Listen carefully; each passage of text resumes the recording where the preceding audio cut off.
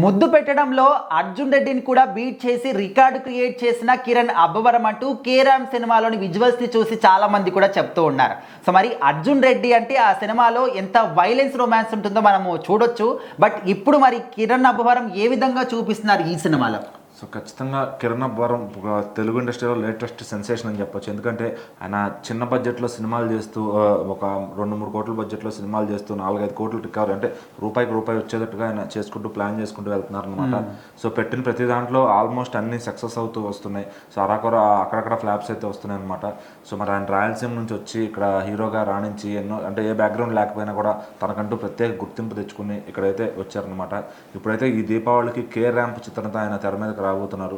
So మరి ఆ సినిమాలో అర్జున్ రెడ్డి రికార్డును కొట్టేశారంట. అంటే ఏంటంటే కలెక్షన్ దగ్గర అనుకుంటారేమో, కాదు. సో అర్జున్ రెడ్డిలో సినిమాలో మితిమీరిన రొమాన్స్, లిప్ లాక్స్ ఇవన్నీ ఉంటాయి అనమాట. అయితే ఈ సినిమాలో కూడా కే ర్యాంప్లో అంతకు మించే ఉన్నాయి. ఇది ప్యూర్ రొమాంటిక్ మూవీ అని చెప్పి కూడా చెప్తున్నారు.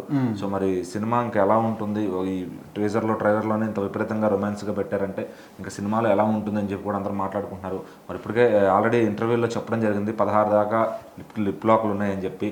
సో మరి ఇక్కడ ఏంటంటే ఆటోమేటిక్గా ఒక సినిమా కన్నా ఇంకా ఎక్కువ ఉన్నాయన్న మాట వచ్చిందంటే ఖచ్చితంగా చాలా మంది రెడీ అయిపోతారు విమర్శలు గుప్పించడానికి. సో అలా ఎందుకు చేస్తున్నారు, ఇలా ఎందుకు పెట్టారు, మా మనోభావాలు దెబ్బతిన్నాయని చెప్పి. సో వీటిలన్నింటికి ఎప్పుడు కిరణ్ అబ్బవరం గారు అయితే రూమర్స్కి దూరంగా ఉంటారు. మరి ఈ సినిమాలో డిమాండ్ చేయబట్టి అంటే స్టోరీ డిమాండ్ బట్టి ఆయన పెట్టాల్సి వచ్చిందని కూడా ఆయన చెప్పడం జరిగింది. ఇదేదో ఉద్దేశపూర్వకంగా రొమాన్స్ చేద్దామని కాదని చెప్పి. ఆయనకి రీసెంట్గానే పెళ్ళైంది అనమాట. రాజావారు రాణి గారు సినిమాలో నటించిన హీరోయిన్తోనే ఆయన పెళ్లి చేసుకుని హ్యాపీగా ఉన్నారు. సో అక్కడ ఏదైనా ఈవెంట్స్ వచ్చినా వాళ్ళ వైఫ్ని తీసుకెళ్తూ ఉన్నారు. సో మరి సినిమా అన్నాక కొన్ని తప్పదు, డైరెక్టర్ అడిగినట్టు చేయాల్సి ఉంటుందన్నమాట.